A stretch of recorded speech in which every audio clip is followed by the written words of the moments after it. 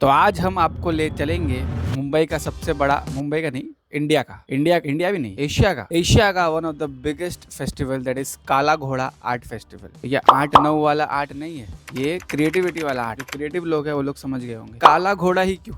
क्योंकि आप जैसे एंटर करोगे आपको एक काला सा घोड़ा दिखाई देगा जो कि बहुत जमाने से वहाँ पर रखा हुआ है, इसलिए शायद इसका नाम है काला घोड़ा आर्ट फेस्टिवल। अगर आप मुंबई में रहते हैं तो आई एम 100% श्योर आप कभी ना कभी वहाँ पर गए होंगे, वहाँ पर विजिट किए होंगे, वहाँ की क्रिएटिविटी देखे होंगे। और अगर आप अब तक नहीं देखे हो तो यार ये once in a lifetime experience है, तो ये होना चाहिए मेरे हिसाब से। अगर आप अब तक नहीं गए हो तो जल्दी चले जाइए, सिर्फ 2 दिन बचे हैं। लोकेशन का लिंक जो है मैंने डिस्क्रिप्शन में डाल दिया है, तो आप वहाँ से देख के नेविगेट करके चले जाइए। सेंट्रल से जो है CST स्टेशन करीब है और वेस्टर्न से जो है चर्च गेट स्टेशन करीब है। अब जैसे वहाँ आप एंट्री करोगे तो आपको एक रजिस्ट्रेशन फॉर्म भरना पड़ेगा जो कि बिल्कुल फ्री है, 2 मिनट लगता है। वो भर के आप एंट्री कीजिए और एंटर होते ही हमें एग्यूडा सिटी की याद आ गई। एग्यूडा ऐसे ही कुछ प्रोनाउंस करेंगे, आई गेस AGUED है, हाँ AGUED है। अब जैसे आपको प्रोनाउंस करना है आप कर लीजिए। पोर्टुगीज का एक शहर है, वहाँ पर आपको ऐसी अम्ब्रेलाज वगैरह दिखाई देगी स्ट्रीट पे ऊपर। आपने इमेजेस में देखा होगा, आई एम श्योर 100%। तो वैसे आपको थोड़ी फील आएगी अगर आप बैक साइड से एंटर करते हो तो। और फिर कुछ देर बाद हमें दिखा एक ह्यूमैनिटी का आर्ट। अब यहाँ पर काफ़ी चीज़ें ऐसी होती है जो आपको वन टाइम में देख के शायद ना समझ आए कि यार ये क्या बना दिया, लेकिन आप उसको अच्छे से ऑब्जर्व करो, अच्छे से देखो, और वहाँ पर साइड पे उसका डिस्क्रिप्शन लिखा हुआ होता है। तो जैसे आप डिस्क्रिप्शन पढ़ोगे आप उस चीज़ से रिलेट कर पाओगे। तो ये वहाँ की खासियत है। छोटी से छोटी चीज़ के बड़े से बड़े मायने हैं। मायने मतलब है, छोटी से छोटी चीज़ के बड़े से बड़े मायने हैं। मीनिंगफुल चीज़ है वहाँ पर, ऐसे ही नहीं कुछ भी बनाया गया है। कुछ कदम चलते ही हमें दिखा एक बड़ा सा कलरफुल कलाइडोस्कोप, तो हम उसकी ओर बढ़े और फिर इधर पहुँचते ही हमें पता चला कि जो सबसे फैसिनेटिंग चीज़ थी वो फ़िलहाल बंद है because of some technical issue. मेरे को लगा कि वो वायर निकल गया उसका, तो मैं उठाया और वायर लगाने गया, लेकिन फिर एक अंकल आया और उन्होंने बोले कि नहीं बेटा, मैं इधर बनाने के लिए आया और ये बंद है। वो अंकल इधर ही खड़े देखो फ़ोन पे बात कर रहे हैं। अब जाएंगे अंकल के पास, फ़ोन पे बात हो जाएगी तो अपन उनसे भी बात करेंगे। बंद है भाई, बंद है। वो खड़े उधर पे। अंकल फ़ोन पे है, इन्होंने बताया कि बंद है। आपका नाम क्या है? नंद कुमार। नंद कुमार भाई, ये शायद यहाँ पर टेक्निकल हेड है, ये बनाने के लिए है। और उन्होंने ये भी बताया कि अंदर जो है इसके पुराने मुंबई के इमेजेस और वीडियोस है जो कि बहुत ही खूबसूरत लगते हैं, लेकिन फ़िलहाल बंद है। तो ये सबको बोल बोल के थक गए, हम भी बता रहे हैं, हम इनकी हेल्प कर रहे हैं, हम आपकी हेल्प कर रहे हैं। भाई बंद है, भाई बंद है। कुछ है लेकिन फ़िलहाल बंद है वो, because of some technical issues. तो ये बंद हो कैसे गया अचानक? एक्चुअली टेक्निकल प्रॉब्लम है, किसी ने स्विच निकाला होगा। ओ, टेक्निकल प्रॉब्लम है, किसी ने स्विच निकाला होगा। तो स्विच लगाने से चालू नहीं होगा? नहीं होगा, अंदर से करना पड़ेगा, वो शॉर्ट ओ, सर्किट हुआ है। शॉर्ट सर्किट हुआ। तो ये कैसे कब करेंगे? अभी तो बहुत भीड़ है। हाँ, इसके लिए तो करना पड़ेगा ना, करना तो कहे ही। तो मतलब अभी देखो ये ना, जगह आप शटर विटर रेस्ट्रिक्ट निकल- करके हाँ, करोगे? ओके करोगे। ओके और एक टेक्नीशियन आ रहा है। Okay okay. तो एक और टेक्नीशियन आ रहा है, एक उधर है, एक नंद कुमार भाई हमारे साथ है, वो है, और एक और आ रहा है। ओके, तो 3 टेक्नीशियन मिलके इसको रेडी कर देंगे। तो हम लोग जब तक व्लॉग बना के आते, पूरा घूम के आते, फिर हम वापस इधर आएंगे। Nice meeting you sir. 1-2 घंटे में बता रहे हैं कि चालू होगा, तो तब तक अपन दूसरा घूम के आते, एंजॉय करते हैं।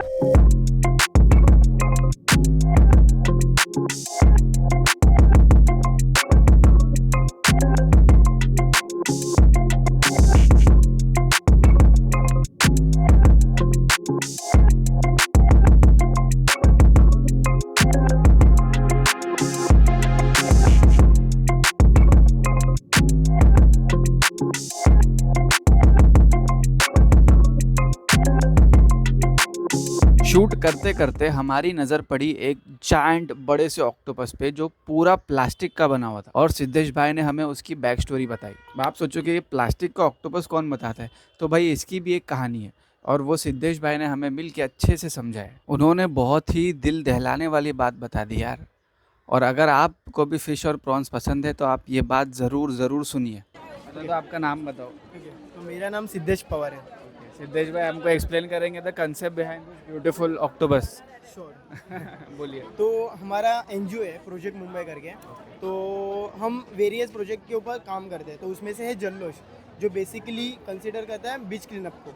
तो हम बीच क्लीनअप करते हैं। तो इस बार हमने ऐसा थीम रखा है कि हम मरीन्स लाइफ दिखाएंगे। ओके। अगर हम जब बीच क्लीनअप के लिए जाते हैं तो हमें ढेर सारा प्लास्टिक मिलता है अंदर से, बहुत सारा। बहुत सारा। और एक ऐसा रिसेंटली रिपोर्ट आया था जिसमें दिखाया गया था क्या जो हम फिश खा रहे हैं उसके बॉडी में पार्टिकल्स मिले हैं प्लास्टिक के, और वही पार्टिकल्स ह्यूमन बॉडी में मिले हैं जब हम उसे खाते हैं।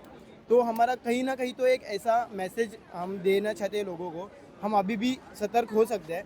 और आने वाले हमारी जो जनरेशन है, अगर हमने सेम किया, प्लास्टिक डालते गए लैंड्स वो में, फिश के बदले प्लास्टिक हाँ ही खाएंगे, प्लास्टिक fish ही में से मिलेंगे, निकाल और के। फिर एक दिन सारे फिश खत्म होकर मरीन लाइफ एंड हो जाएगी, और फिर ऐसे कुछ स्टफ्स हमें दिखाने पड़ेंगे हमारे आने वाले जनरेशन के लिए। तो हम कहना चाहते Oh my हैं क्या, God. आप अभी भी तो ये आपने ये फ्यूचर के हिसाब से ये बनाया है। ओ भाई, तो हम उतना हम वेरी नाइस। प्लास्टिक को बंद तो नहीं कर सकते यूज़ करना, मिनिमम बट कर सकते हैं, प्लस यूथ को आप इत्तला कर सकते हो हाँ, कि भाई जितना हो कम सके करें। मिनिमम यूज़ कीजिए। तो एनी विच वेज अगर आपको हेल्प करनी है इनकी तो you can register here, Register here. यहाँ पे आप रजिस्टर कर सकते हैं। और बहुत ही अच्छी सोच है माशाल्लाह, आई एम हैप्पी, बहुत अच्छा लगा सुन के, बहुत अच्छे से बताया, बहुत अच्छे से समझाया इन्होंने। करेंगे इंशाल्लाह, और जितना हो सके अब से हम भी प्लास्टिक जो है मिनिमम यूज़ करेंगे, बिकॉज़ ये जो इन्होंने सबूत बताया कि फ़िश के पेट में वो प्लास्टिक के पीसीस पाए गए, तो हम लोग तो फ़िश लवर है, प्रॉन्स लवर है तो फ्यूचर ख़तरे में है, ये लोग बचा रहे हैं, इनकी हेल्प आप भी कीजिए, हम भी करेंगे। Thank you sir. इतना अच्छे से समझाने के बाद उन्होंने हमें एक तोहफ़ा भी दिया। ये कंपास बॉक्स है और इसके अंदर एक पेंसिल है और एक पेन है। और ये जो आप प्लास्टिक का कंपास बॉक्स देख सकते हैं, ये, हाँ मैंने बोल दिया वैसे तो, ये जो प्लास्टिक का कंपास बॉक्स देख सकते हैं ये एक्चुअली प्लास्टिक का ही बना हुआ है। जो चॉकलेट्स के रैपर आते हैं ना, मेलोडी हो गई, एक्लेयर हो गया, मेंटोस हो गया, वो रैपर से इसको रिसाइकल करके बनाया गया है ताकि ये और काम में आ सके। पेन है, ये पेन भी प्लास्टिक से बनी हुई है। एक पेंसिल है, पेंसिल भी प्लास्टिक से बनी हुई है। और ये पेंसिल को ये लोग प्लास्टिक के कवर में दे रहे हैं, तो ये नहीं होना चाहिए था, पेंसिल प्लास्टिक के कवर में नहीं होनी चाहिए थी। ठीक है, अब वो लोग दे रहे हैं तो क्या कर सकते हैं। और अगर आपको भी फ्यूचर सेव करना है तो प्लास्टिक कम से कम मिनिमम यूज़ करिए, वरना पता चला 2050 तक सब फिश ख़त्म हो गई, सब प्रॉन्स ख़त्म हो गए, फिर वैसे तो पॉसिबल नहीं है, बट यू नेवर नो। तो हम हमारे बच्चों को बोलेंगे कि देखो ऐसी फ़िश आती थी, वो हम लोग खाते थे, फिर हम लोग को बहुत मस्ती थी तो हम लोग सब प्लास्टिक पानी में डालते थे, और फिर पानी में डालने के बाद वो मच्छियाँ खाती थी, फिर हम उनको खाते थे, तो मच्छियाँ सब खत्म हो गई प्लास्टिक खा के, क्योंकि वो रिसाइकल नहीं होता है। तो ये स्टोरी हम सुनाएंगे उनको और सिर्फ फ़ोटोज़ में फ़िश और प्रॉन्स दिखा पाएंगे। खैर, तो हम आगे बढ़े, और आगे बढ़ते हमें दिखा दुनिया का सबसे पुराना सलून, बार्बर शॉप। 1805 में बना था, 1805 में वो शॉप इस्टेब्लिश हुआ था लंदन में, और उसकी फ्रेंचाइजी जो है मुंबई में भी है। तो वहाँ पर था फ्री हेयर सेट। बाल तो वैसे ही ख़राब थे क्योंकि बाइक पे आए थे हम, बाल सेट कर रहे थे, अलीम भाई नाम था उनका, तो वो फ्री में कर रहे थे, प्लस लड़कों को फ्री हेयर सेट मिल जाए तो भाई कौन छोड़ेगा। तो हमने रजिस्टर किया और बैठ गए। अलीम भाई ने हमसे एक सवाल किया कि भाई हेयर सेट कैसे करना है आपको, जैसा आपको ठीक लगे वैसा करो, बंदा स्मार्ट दिखना चाहिए, है वो सबको मालूम है, लेकिन अब दिखना भी चाहिए थोड़ा।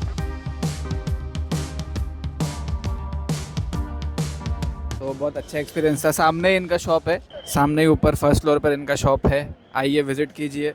कॉस्ट थोड़ा ज़्यादा है, एक हेयर कट का शायद 3000 रुपीज़ है, तो ऑफकोर्स थोड़ा ज़्यादा है, बट अच्छा है।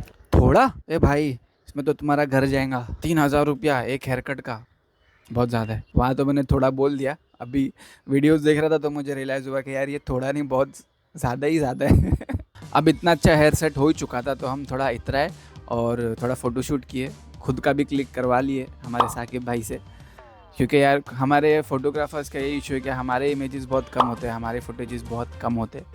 तो मैंने कोशिश किया इस बार खुद का भी क्लिक करवा लूँ, and overall it was an amazing experience. अब जाइए तो शाम के टाइम जाइए, 3 से 4 बजे, ताकि ज़्यादा धूप ना हो, और कुछ ही दिन बचे, 2 दिन बचे आई गेस, आप जा सकते हैं, फ्री रजिस्ट्रेशन है। Overall it was a wonderful experience, और अगर आप अब तक विज़िट नहीं किए तो this is my opinion, life में हर बंदे को एक बार यहाँ विज़िट करना चाहिए। इतनी मेहनत से ये लोग ये बनाते हैं, जो क्रिएटिविटी इनकी होती है ब्रिलियंट होती है, सुपर्ब होती है, बहुत अच्छे आइडियाज़ होते हैं, तो कुछ सीखने भी मिलता है, कुछ नए लोग भी मिलते हैं। बस विजिट कीजिए, मज़े कीजिए, एंजॉय कीजिए। सब फेमस होने वाले, सब